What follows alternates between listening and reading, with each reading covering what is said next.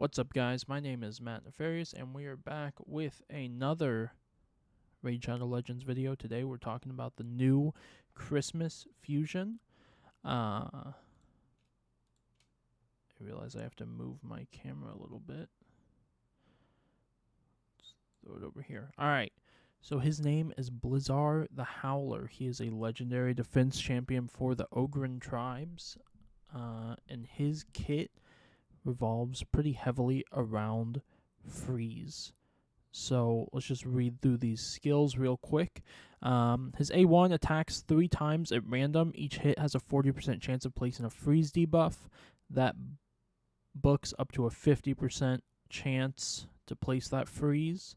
His A2, base 5-turn cooldown, removes any stun, sleep, fear, true fear, freeze, provoke, and petrification debuffs from all allies. Then places a 60% increased defense buff on all allies for 2 turns, and also places a 50% ally protection buff on all allies except this champion for 2 turns, and that books to a 3-turn cooldown. So he removes those status effects. It gives them some defense and then ally protection. He is defense based, so that'll be good. And it does come in line with other ally protection effects at a 3-turn cooldown. And his A3 is Spike Blizzard. Starts a 5-turn cooldown base. Attacks all enemies. Has a 75% chance of placing a freeze debuff for 1 turn. Also has a 75% chance of decreasing the turn meter of all enemies by 30%. That books to a 4-turn cooldown and a 100% chance of placing a freeze debuff and decreasing turn meter percentage by 30%. And then lastly, his passive, Abominable Snogren, which this is the first time I'm reading it out loud, and it's amazing. I love it. That's hilarious. Base 4-turn cooldown, books to a 3-turn passive effect. Whenever an enemy tries to place a freeze debuff on this champion, instantly transfers it from this champion to that enemy. So if someone tries to freeze him, they're getting frozen instead. And then active effect is whenever this champion is killed, revives them with 30% HP and 30% turn meter, and places revive on death buff on them for 1 turn. So when he dies, he's going to come back and have a revive on death to come back again if he gets killed again immediately, unless he gets stripped or anything. Overall, he's interesting. Let's go back over here so you can kind of check out. I like the look of him. I saw some people say that they weren't, huge fans of this design, but I really do. I like the look. I like what they've got going on as the Abominable Snogren, Blizzar the Howler, with his Christmas door that he ripped off somebody's shed, and this axe. I think he's pretty cool. We're thinking about where this champion's going to be used. I think that, his A3 is a good effect for Arena if he's fast, even if he's slow or slower, not 300 plus speed. But, his A1 to me, this champion screams like Fire Knight hard. And Fire Knight hard has a new mechanic in it compared to the other Fire Knight, where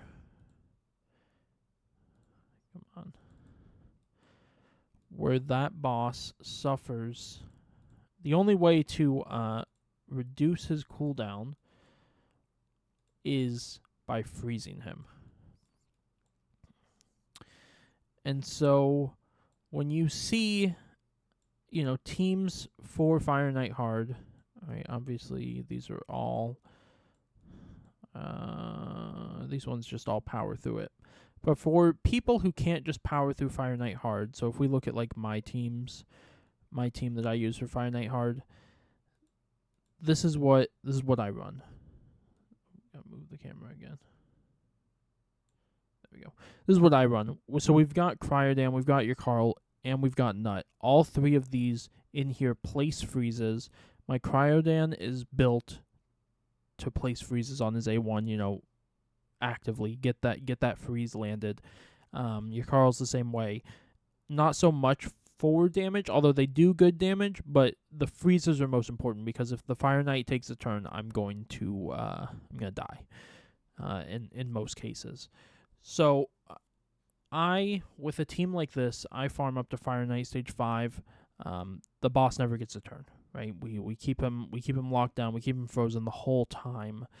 And so does Blizzard the Howler kind of fit into that? I mean, if you didn't have anything else, he's going to kind of unlock Fire Knight hard for you, I think. His A1 is going to be phenomenal against Fire Knight hard. His A2 is going to help a lot with keeping the team alive if the Fire Knight does get a turn. And then his A3 is really going to help you get through the waves. He needs, 12, 13 books? 1, 2, 3, 4, 5, 6, 7, 8, 9, 10, 11 books. He needs 11 books to be fully booked, which I think you kind of have to do to get him up to being usable in Fire Knight hard. But, if you compare him to someone like Cryodan, there he is. Cryodan, has that 25% chance of placing a freeze. Books up to a 35% chance. 3 hits, though, so you get 3 chances at 35%.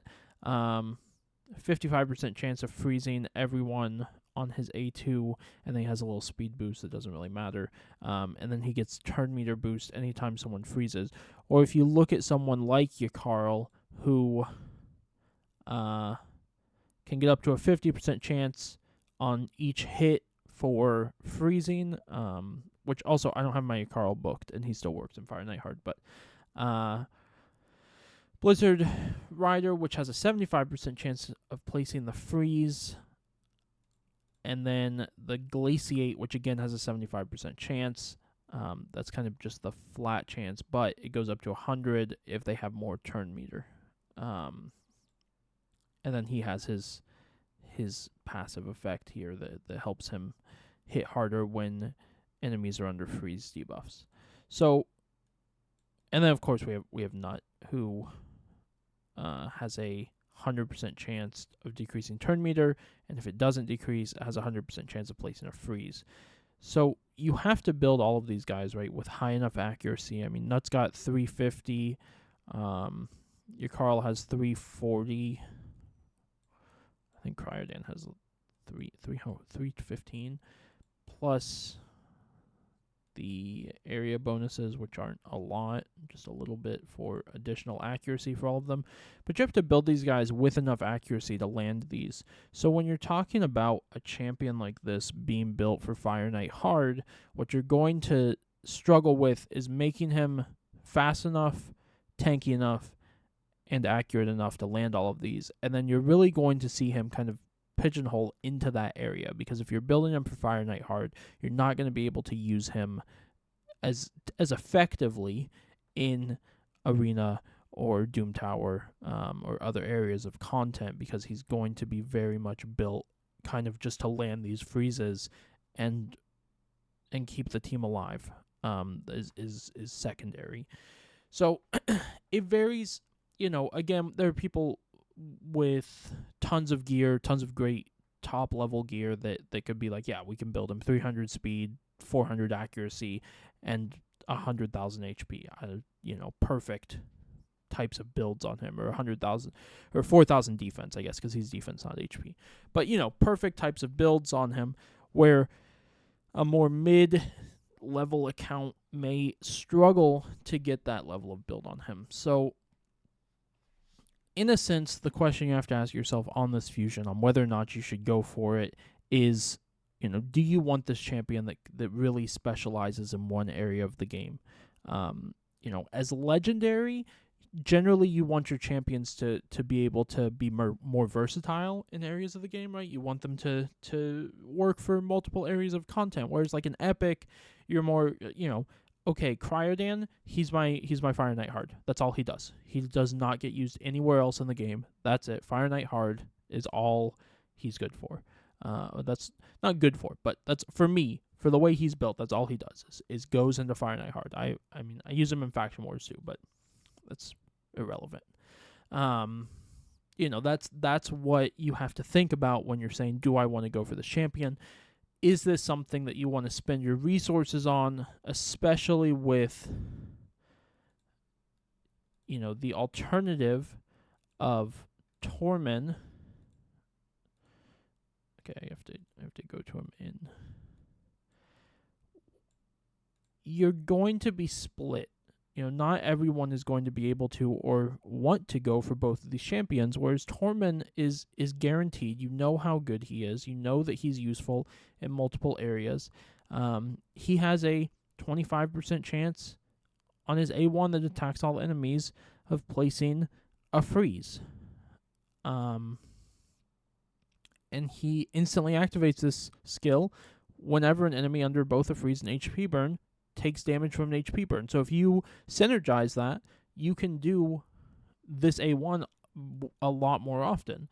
His A2 removes all buffs from a target enemy, attacks the target 2 times, steals all buffs if they're under freeze, will ignore defense if the target is under freeze and HP burn. And his A3 attacks all enemies, places a block buff, and 100% heal reduction for 2 turns on enemies under freeze, has a 60% chance of placing provoke on enemies not under freeze, and decreases the cooldown of 1 random skill for each ally by 1 turn for every enemy attacked under both a freeze and HP burn. So the difference here is Tormund is not built for Fire Night Hard. Tormund is not actively used in Fire Night Hard. He is a good champion, though. So if you're like me and you've got Fire Night Hard figured out for the most part, you've got your teams, you're just working on improving them to get further into Fire Night Hard, then Blizzard the Howler may not be as interesting to you. And so that's just something to think about. I don't think that we've gotten a rating yet. Oh, maybe we have. Right now, Hell Hades is giving him a 4, and I haven't read this at all yet, so let's just take a look at it real quick.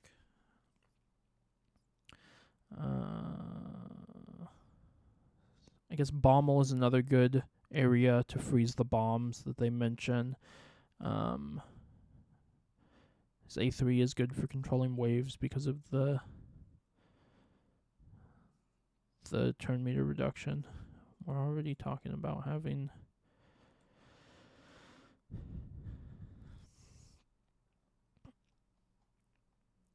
areas for him. So I can see Frost Spider being good. I mean, Fire Night Hard really is where he's going to shine. Most people aren't struggling with the normal dungeons unless they're new players. And new players aren't going for fusions, I guess, just to be fair.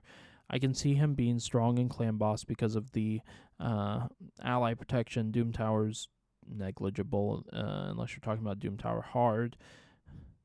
I mean, these are... If you're talking about areas where you need a certain champion, Fire Night Hard is one of those main areas. Fire Night Hard has the most unique mechanics of any hard mode dungeon and requires a specific set of skills to be able to beat it. He does bring those skills, right? I'm not saying that he doesn't, that Blizzard does not bring those skills to the table. But the question is, do you want to spend resources on a legendary fusion just to help you solve Fire Night Hard? And I think that's the question you have to ask yourself. Not, content creators will go back and forth on, yes, you should get this champion. No, you shouldn't. No, he doesn't seem that good. But that's at the end of the day, for your account and your resources and time and effort and capabilities, that's what you have to consider, is where do you want to use him? Is it worthwhile going for this champion to only be able to use him in a few places?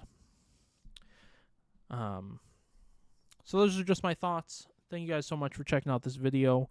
We'll be back posting regular content, hopefully, now. So please hit like if you enjoyed it. Hit subscribe if you want to see more content. And I will talk to y'all next time. Goodbye.